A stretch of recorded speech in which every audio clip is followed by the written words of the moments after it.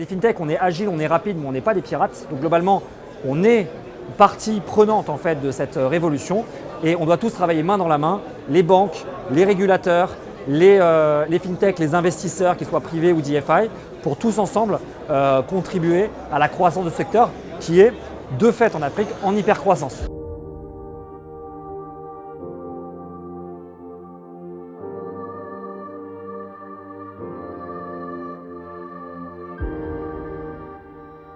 Up2, c'est une infrastructure de paiement pour le secteur financier en Afrique.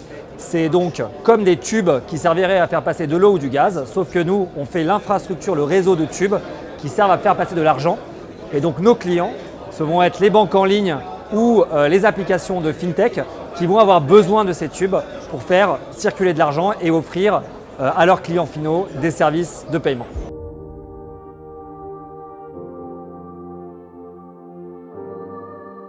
Il faut savoir qu'aujourd'hui, on a besoin de se structurer et notre marché est en train de se professionnaliser. Notamment, la BCEAO a lancé une licence établissement de paiement que nous avons déposée dans 6 pays de la zone UEMOA, donc Côte d'Ivoire, Sénégal, Mali, Burkina Faso, Bénin et Togo par exemple.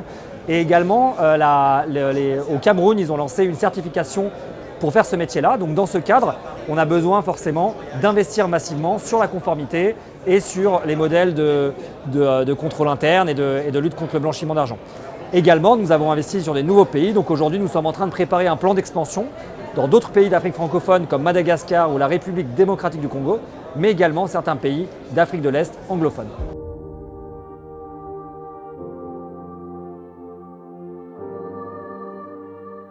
Non, on n'a pas tout utilisé, on utilise ça avec parcimonie. Je sais que dans le venture capital, on a souvent l'image de sociétés qui burn, donc qui brûlent de l'argent.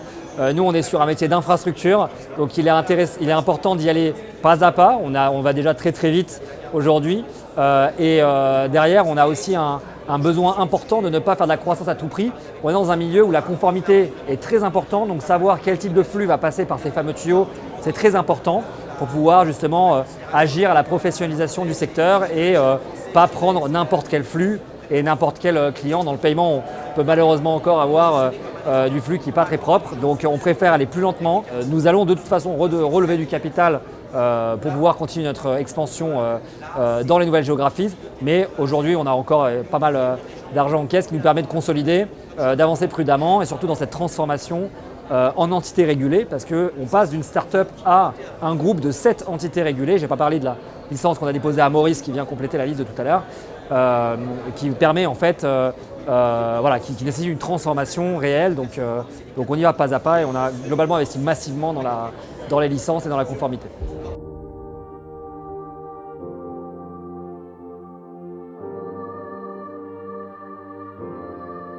Nous, on faisait surtout des infrastructures nationales qui étaient basées sur la mobile money, pay-in et pay-out, donc collecte et transfert. Aujourd'hui, on est en train de lancer la carte bancaire en partenariat avec Visa, dont nous sommes une ancienne fintech de leur programme d'accélération Visa Fintech Accelerator. Nous sommes alumni de l'année dernière. Et ce produit nous a nécessité de devenir PCI DSS 2, donc en langage facile, c'est une certification internationale de sécurité dans le paiement par carte qui nous a également nécessité de remonter notre procédure de sécurité pour cela. On est également en train de développer un produit sur les remittances, donc sur les transferts internationaux, mais que nous voulons de manière complètement compliant. Donc où on a déposé à l'île Maurice auprès du régulateur une licence de paiement international. Donc on attend actuellement, on est en lien avec l'autorité de régulation pour finaliser et obtenir cette licence qui nous permettra de créer des chaînes de rémittance entrantes pour les diasporas notamment qui envoient de l'argent au pays, qui soient de A à Z complètement conformes à la réglementation.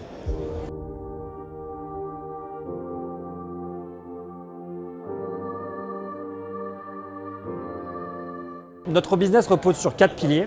Le premier, c'est l'expansion géographique et le footprint qu'on va avoir.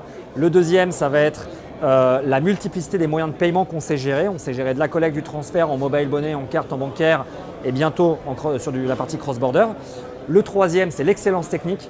On arrive à sortir des qualités de service à 98-99% là où le marché parfois est à autour de 50%. Donc on a un vrai edge technique qui permet à des sociétés comme Jamo, que vous venez de citer, de nous faire confiance depuis aujourd'hui 3 ans, plus de 3 ans de collaboration très forte. Et enfin, c'est la compliance. Aujourd'hui, on a la vocation et la stratégie d'aller chercher des licences et de nous conformer à la réglementation, parce qu'on considère que pour devenir un acteur extrêmement sérieux, il faut faire très attention à qui on onboard. Donc on préfère refuser du business et nous concentrer sur du business qu'on va considérer comme propre, quitte à réduire un petit peu la croissance, dans le but d'avoir une plateforme qui soit complètement compliant et ainsi d'attirer des investisseurs et des clients internationaux qui valorisent énormément ce genre de stratégie.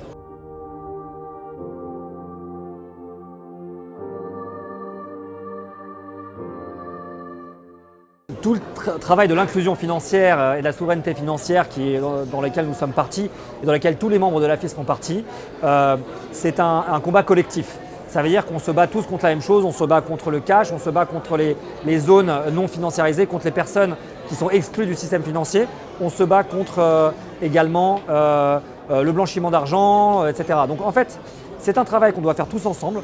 Les fintechs, on est agile, on est rapide, mais on n'est pas des pirates. Donc globalement, on est partie prenante en fait de cette révolution et on doit tous travailler main dans la main, les banques, les régulateurs, les fintechs, les investisseurs, qu'ils soient privés ou DFI, pour tous ensemble contribuer à la croissance de ce secteur qui est de fait en Afrique en hyper-croissance. Donc en fait le but c'est vraiment de se dire qu'on est tous ensemble à travailler les uns avec les autres, y compris dans mon business où on travaille avec des compétiteurs. Ça veut dire qu'en fait on travaille en compétition comme on dit. Mes clients sont en général, mes compétiteurs sont également mes clients et mes fournisseurs parce qu'on travaille vraiment tous les uns avec les autres et c'est comme ça qu'on souhaite continuer à avancer, non seulement entre fintech mais également avec tous les acteurs, y compris les régulateurs que j'ai travaillé. On est là pour tous faire avancer dans le même sens le business.